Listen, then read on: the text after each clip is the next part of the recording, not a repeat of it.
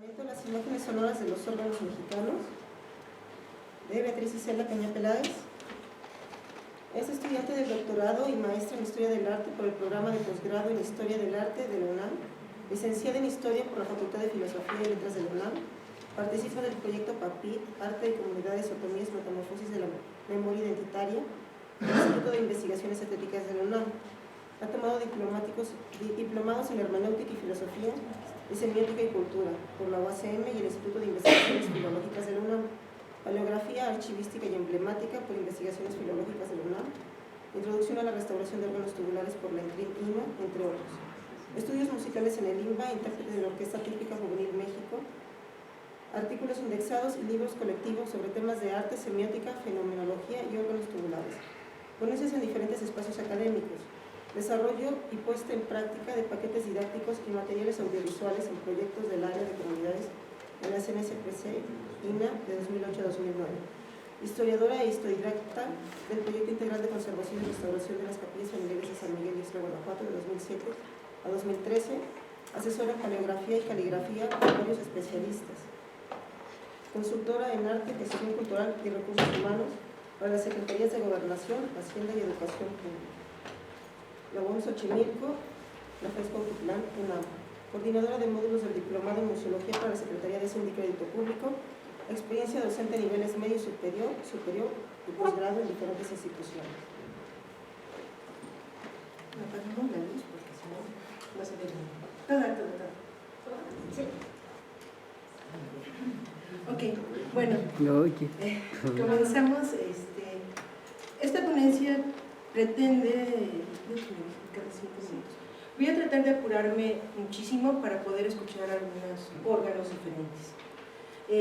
En esta ponencia no pretendo tanto que se llame color y temperamento, detenerme a definir tanto color como temperamento. Eso lo voy a hacer en el artículo que venga posterior, pero en este momento creo que es más importante hablar de la idea de la imagen sonora, el color y temperamento como base de la pretensión de hablar de imágenes sonoras asociadas a los órganos mexicanos, los cuales pretenden en todos sentidos un modelo de conservación sonora, que creo que también es importante, hacer sonar al instrumento y que sea pues, como debiera ser.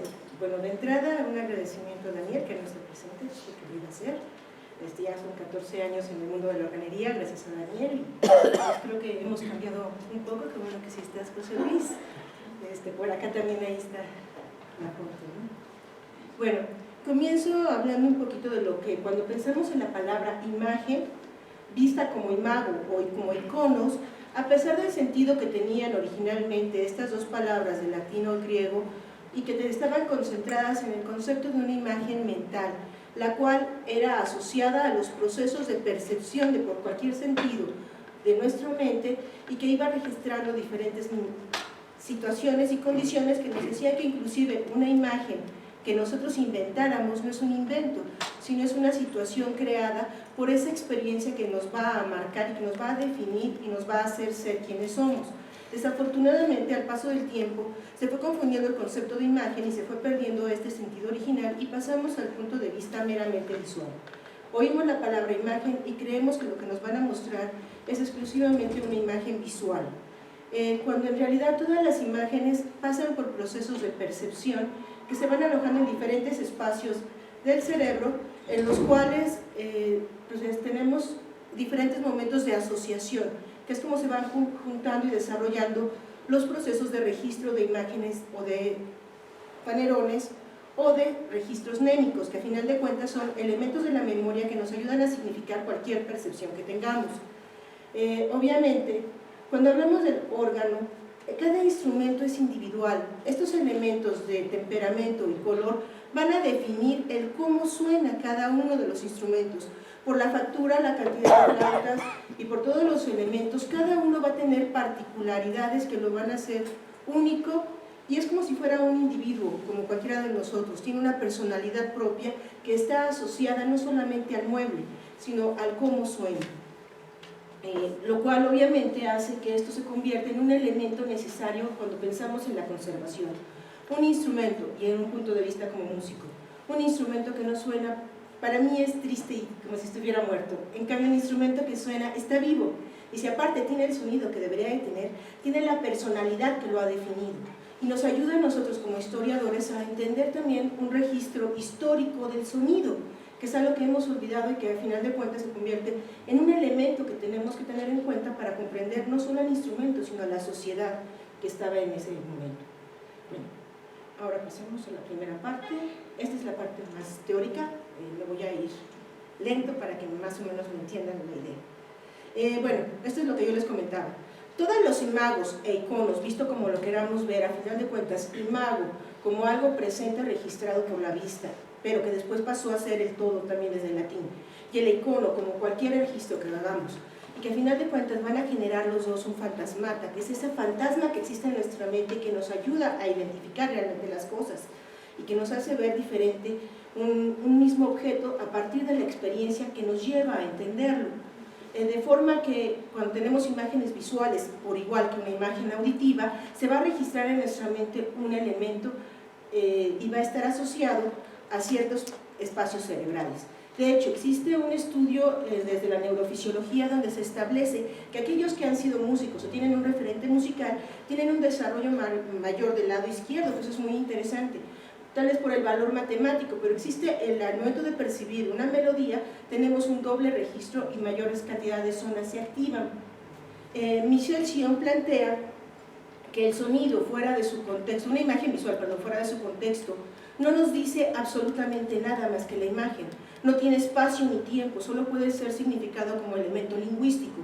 En cambio, cuando está asociado con un referente musical o de otro de los o cualquier otro de los sentidos, entonces podemos ubicar perfectamente espacio y tiempo. Yo creo que parte tiene razón, pero parte diferiré de él desde el punto de vista lingüístico. Yo pensaré más en el proceso de experiencia, porque aunque no tenga sonido y aunque esté en un espacio vacío, obviamente son tubos de un órgano y podemos ubicar tal vez, inclusive algunos de nosotros, el lugar donde están a partir de esa imagen. Bueno, entonces el sonido tiene que ver entonces con los espacios para la vivencia de la resonancia corporal. Esto es, nosotros no percibimos el sonido exclusivamente a partir del oído, no es un reflejo tímpico exclusivamente. Sobre todo los sonidos de frecuencias más bajas van a generar algunas alteraciones dentro del sistema cardiovascular, algunas veces inclusive elevan la presión arterial, provocan una aceleración cardíaca, van a generar que fisiológicamente tengamos una reacción por una excitación de la piel. Entonces es cuando decimos que se nos pone la piel chinita, no es eso, simplemente es una erección de los vellos que está respondiendo a una onda sonora. En cambio, las ondas que van más hacia los rangos agudos, esos van a ser los que nos van a ayudar a generar una identificación más de tipo coclear, que está relacionada con la parte posterior. Entonces ahí va a diferir el cómo percibimos. Asimismo, estamos no solamente en el referente momentáneo. Si es una melodía que a mí me recuerda cuando anduve por Europa en ciertos momentos, obviamente me va a recordar cuando lo vuelvo a escuchar, va a ser una doble vivencia, entonces voy a tener una recuperación. No es lo mismo ver nada más una imagen visual a tener un referente anémico que me ayude a entender cada uno de los procesos, que eso estaba dentro de la escuela previa. Y obviamente cualquier representación, inclusive en la pintura mural o en algún otro tipo de formas pictóricas, está haciendo referencia a lo que pasa. Aquí en el momento se pensaba que este tipo de ángeles músicos, todas las jerarquías, estaban realmente tocando, que tal vez nosotros no tenemos el oído para escuchar, sin embargo, ellos participan de un coro que está alabando permanentemente a Dios. Es el sentido de pintar ángeles músicos. Asimismo, cuando vemos estas imágenes de bailarinas, tenemos las de Matisse en la parte alta, donde obviamente, aunque están bailando, y no sabemos exactamente qué, sí sabemos que no están bailando lo mismo que las de Degas, ni tampoco las de Toulouse-Lautrec. Cada una tiene una melodía, y más o menos cada uno, a partir de la experiencia que tengamos y de lo que miramos, generamos una idea de la música que podrían estar escuchando. En este caso, yo les puedo decir que en la parte de arriba, obviamente, es una melodía celestial que no vamos a saber a qué se refiere propiamente. Sin embargo, tiene que ser algo excelso en ese positivo, que por cierto, noten que sí se está fuelleando, o sea, quiere decir que sí lo conocían, de una capilla de Guanajuato, Elisa Freixo en el primer Encuentro del Yoyo, donde tal vez no me acuerde la melodía, pero ubico perfectamente dónde y cuándo, y en esta parte, donde muy poco sabremos que estábamos Olivia y yo en el órgano de Santuario de Mampete hace 14 años. Bueno, sobre este punto también tenemos que tener en consideración la relación de la percepción con los hertz. A final de cuentas, nuestra percepción tiene un rango muy amplio, y Gerhard Rensing tiene un artículo sobre la relación que tiene la audición con las lenguas, cada una de las lenguas, porque empezamos a escuchar la voz de nuestros padres, particularmente de la madre, desde que estamos sin útero. Entonces vamos generando un registro sonoro que va adecuando nuestra característica, tanto audible como la voz que vamos a tener a partir de estos elementos. Bueno, algo de eso se comentaba inclusive el día de ayer. El sonido humano realmente registra, algunos no lo registramos todo, obviamente, es el máximo rango de entre 20 y 20.000 Hz. Supuestamente algunos a lo mejor exceden este rango, pero fisiológicamente esto es lo que se plantea, aunque el rango ideal de audición está entre los 2 y 4 kHz, es decir, de 2.000 a 4.000.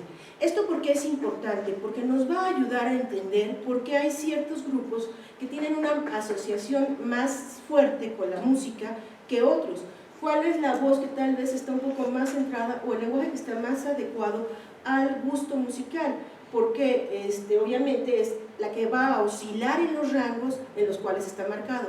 Asimismo va a influir los registros, tanto de afinación, en este caso del temperamento, de los instrumentos, como los rangos en los cuales suena y con los cuales podemos combinar, lo cual determina también el gusto. Ahora, con base en esto podemos decir que existe una imagen sonora de los órganos. La definición va a estar dada precisamente por el temperamento y el color. El temperamento y el color van a ser resultado de una suma de mecanismo, método constructivo y materiales, en función de un modelo tonal, que como muchos de ustedes saben, es a partir de semitonos, que van a definir tanto el temperamento como el color del instrumento. Esta interacción de ondas sonoras con la caja de resonancia y los procesos de armonización y afinación van a dar esos elementos sonoros equilibrados y que van a estar realmente determinados por las partituras, que es lo que comentaba hace un momento que nos decía Eduardo, que tiene que ver con la moda del periodo. O sea, cada ritmo musical va a determinar, sí, esa moda, eso que está gustando, eso que tiene que interpretar, va a definir los registros que debe tener un instrumento y cuáles van a pasar de moda. Además de la individualidad que le dan a los muebles, tanto la forma arquitectónica como algunos de ellos la parte pictórica que los hace únicos. Entonces, un instrumento temperado va a tener una relación con las consonancias que va a provocar un color que lo particulariza. El color va a incidir tanto en el temperamento como en la afinación, que es a final de cuentas una serie de acciones sobre el cerebro que van a ser registradas como agradables. Eso agradable viene precisamente de nuestra cantidad o calidad de sonidos que hemos escuchado, así como de la voz y el idioma en el cual nos hemos adecuado, generando una reacción empática o anempática. ¿Nos gusta o no nos gusta? Muchas veces tenemos un problema cuando decimos cómo acercamos a los niños o a los jóvenes a la música. Hay que comenzar muy chicos. ¿Por qué? Porque les vamos generando una idea sobre un sonido que está asociado a ritmos electrónicos y ellos van a empezar a generar una serie de rangos diferentes, los cuales van a causar que cuando les pongamos otro tipo de música o melodías no los van a aceptar tan fácilmente, o viceversa. Por eso es que a muchos no nos gustan tanto el reggaetón y otros series de ritmos, pero bueno. Entonces, bueno, me voy a brincar porque ya vamos un poco en tiempo, esta parte que es más teórica. Y nos vamos al valor sonoro. Entonces, el valor sonoro de un instrumento debe estar definido por el instrumento en uso. Un instrumento que no suena, para mí, me da dolor, me siento como que está muerto, como que le falta algo. Entonces, yo sí abogo porque los instrumentos se devuelvan a uso, pero ahorita vamos a hablar de las condicionantes. Habrá momentos en que no podamos devolverlos y tendremos que hablar de una reconstrucción, para la cual necesitaríamos hacer una reconstrucción que continúe con los parámetros históricos que definen al instrumento y esos materiales guardarlos, como decía ayer Olivia o como comentaba Charlene hace rato. Es importante tener ese registro que nos permita continuar con el conocimiento, porque es un valor histórico, cultural, sonoro, que a veces omitimos, pero que es indispensable si queremos recuperar fragmentos de nuestra historia cultural. Lo cual da el máximo, es decir, tenemos que tener un máximo respeto a las voces musical e histórica que maneja Olivia, bases musical es el temperamento y el color original del instrumento, como la voz histórica, los referentes socioculturales en los cuales se establece, y los estudios sobre metodología, partitura, y como comentaba precisamente, estamos hablando de huellas. El sonido del órgano es una huella, y aquí es donde viene hasta dónde vamos a hablar de restaurar, hasta dónde vamos a permitir que sea otra persona que la adecuada, que sean los restauradores y organeros quienes hagan las tareas que tienen que hacer. Si permitimos que porque hay un deterioro, porque es un instrumento, es algo en uso, es un bien en uso, y va a tener que cambiarle partes, y entre alguien que no sabe, lo que tenemos en la pintura también puede ocurrir. O bueno, cuando participan las instituciones no asegura que va a ser perfecto. ¿Y qué pasa si le pasó a un templo en un fin de semana? ¿Cómo podemos evitar que le pase a un órgano? Y más aún cuando entramos, y pongo iatrogenia en internet, iatrogenia, órganos, y aparece este texto libre, abierto, donde este señor Rodolfo Rodríguez Tapatío dice que está haciendo injertos acústicos tecnológicos. Esa simple frase a mí me brinca terriblemente. Claro, el caso es conocido, es Campeche, pero ya pasó. ¿Y a cuántos órganos? Sabemos de algunos, y algunos aparecen en iatrogenias, y hay unos que no aparecen en iatrogenias y que está presente. Esto es realmente complicado y terrible, y al padre le dicen injerto acústico tecnológico y le pareció maravilloso y hasta lo fue y lo repitió y le pagó para que lo hiciera. Entonces, es muy importante pensar en la individualidad de los órganos tubulares. Cada órgano es único, es realmente una personalidad. Si transformamos el sonido, y más aún si le metemos un injerto acústico tecnológico, olvídenlo, estamos matando el ser que existe en ese objeto que tiene vida cuando es interpretado. Como comentaban, es muy importante que el órgano esté, y más si está restaurado, que se pueda tocar, que pueda ser escuchado, que podamos tener esa memoria histórica sonora de un momento en un espacio particular donde cobraba cierto sentido simbólico. ¿Y qué podemos hacer para conservar? Obviamente esta es tarea principalmente de la coordinación y después del CEROM, sí es CEROM, y ya después de todos los demás, ¿no? Y obviamente no podemos descartar los trabajos particulares e institucionalizados como es el caso de Yoyo. Pero tenemos que considerar primero el valor histórico, tanto del mueble como de los elementos arquitectónicos o pictóricos, como de las imágenes sonoras. El sonido como un elemento de conservación y restauración. ¿Por qué? Porque es un referente de grupos sociales, es una memoria auditiva que es un valor grandioso. Yo creo que supera en muchos de los archivos que tenemos documentales. Hace rato preguntaban cómo recuperar la historia de un instrumento que no tenemos documento. Este es un elemento básico, la recuperación no solamente arquitectónica, sino sonora. El sonido participa de la interpretación de las melodías y partituras y normar los procesos de restauración, que eso es sumamente importante, y valorar los casos de reconstrucción. Difundir y aplicar, no solamente es normar. El gran problema que estamos teniendo en la restauración es que las normas a veces se quedan en la coordinación y a lo mucho pasan a la escuela. Los de afuera no nos enteramos, y menos aún los que deberían de enterarse, que son los curas. A lo mejor hay que darles un curso para que empiecen a entender qué tienen que hacer y qué es lo que tienen que conservar. Y tareas conjuntas, y pues con eso terminamos. Y vamos a escuchar, me apuré para terminar y escuchar 4 pequeñas melodías. Solo voy a dejarles 4 minutos, disculpen. Quiero que escuchemos 4 órganos diferentes para que entendamos que cada uno de los sonidos y cada órgano es particular. Espérenme, vamos a ver. ¿Dice aquí? Sí. Bueno, comenzamos con este. ¿Es aquí?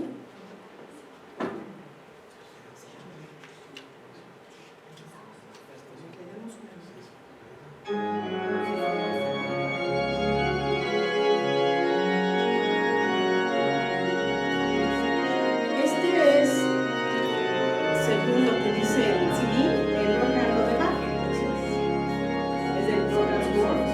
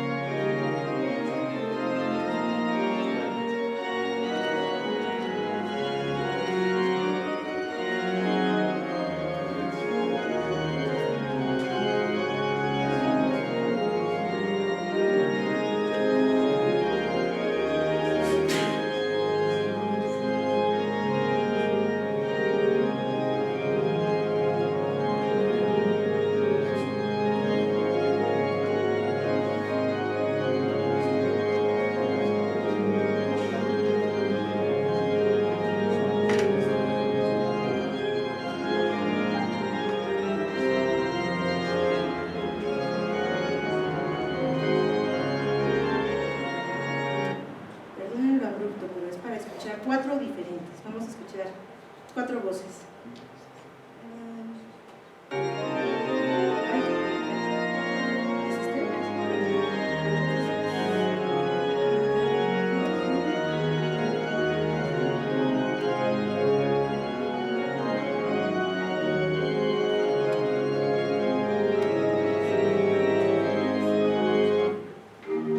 El otro se rehusaba a que lo cortáramos.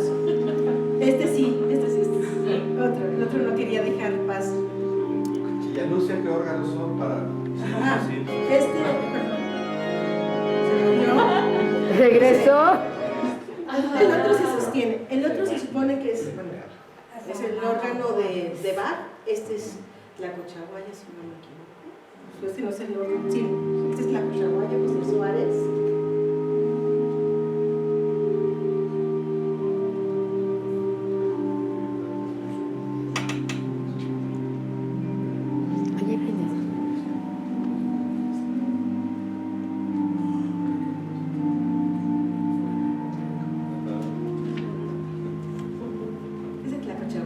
Pero ahí viene, ¿no? Dice título, texto y... Es la Cochaguaya.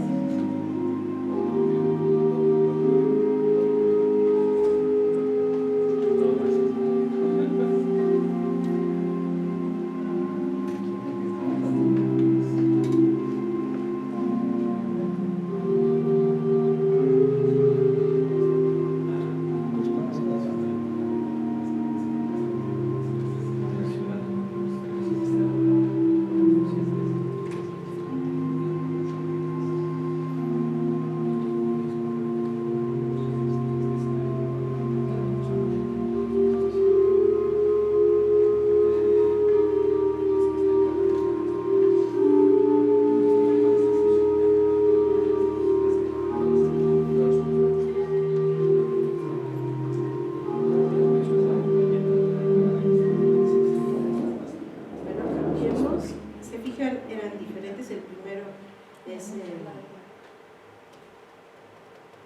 grabamos con un español, el orden.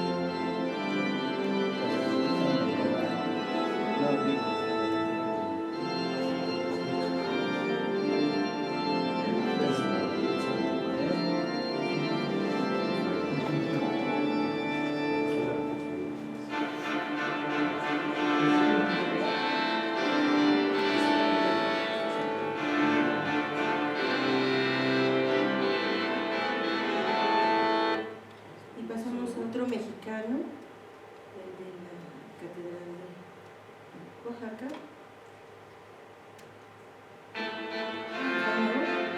No quiere, se revela.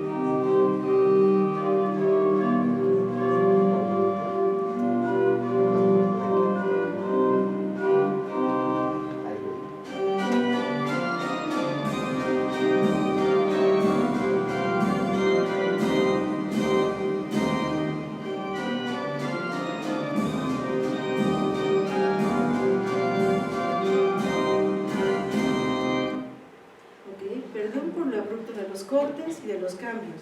Lo que quería era que escucháramos, yo sé que lo ideal hubiera sido escuchar la misma melodía y con los mismos registros en diferentes órganos, lo cual se vuelve un poco complicado.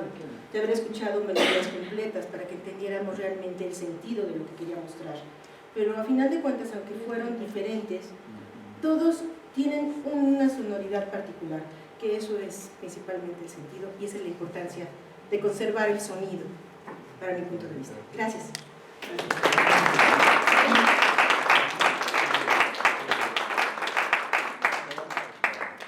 Bueno, ¿alguien tiene alguna duda, comentario?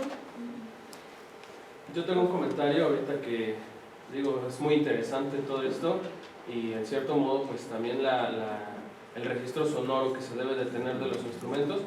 Este señor que ahora mete su tecnología en órganos que ni siquiera sabe qué son, acaba de destruir también uno en Xochimilco, que está en el templo principal, y que sería muy prudente que dentro de nosotros, como músicos, investigadores, se hiciera eco de esto para que esta persona no volviera a tocar en su vida un instrumento, pero en su vida, porque lo que ha hecho es que no solamente se ha perdido el patrimonio, digamos, del mueble, sino que también lo sonoro, al poner su tecnología. Algo más que se puede percibir también de lo sonoro con estos tipos que ponen sus electrófonos, porque no es otro nombre, es que esto se va como reproduciendo y se va haciendo una cadenita entre los curas. Entonces también sería bueno que las autoridades, tanto del INAH como de diferentes asociaciones, les hicieran mucho hincapié en que los instrumentos no son de ellos, los instrumentos son un patrimonio y que por ende se debe de tener un estudio o una catalogación antes de ser intervenido sonoramente o físicamente el instrumento. Y me gustaría también, digo, una pregunta, sé que es algo raro, pero al inicio de tu presentación tenías una imagen de un órgano. ¿En dónde se encuentra? Esta es una pintura mural de una bóveda en San Miguel Ixtla, Guanajuato, cerca de Apaso el Grande. Son capillas otomís, hay varias y me parece muy interesante porque yo he visto representaciones de órganos dispositivos, pero obviamente es como las pinturas, o están abiertos o están cerrados. Aquí está la mitad, lo cual a mí me genera dudas porque me dice que obviamente ellos conocían a alguno y lo copiaron, lo vieron, lo dibujaron como pudieron, pero... Ixtla, ¿verdad? Sí, San Miguel Ixtla. Cecilia. Sí, quería mencionar que en el primer coloquio platicamos sobre el tema del señor Adolfo Ruiz, porque había tratado de intervenir en el órgano de Tepoztlán, en Oaxaca, y incluso el padre tenía su tarjeta, y en base de eso pudimos investigar un poco sobre él. Y pues anunciamos, proyectamos su tarjeta a la pantalla y empezó una discusión muy fuerte. Había varias personas dentro del público que sabía de él, que tenían casos específicos por reportar. Hace un año, yo creo que la imagen que proyectaste era de Mérida, ¿verdad? O Campeche. Campeche, exactamente.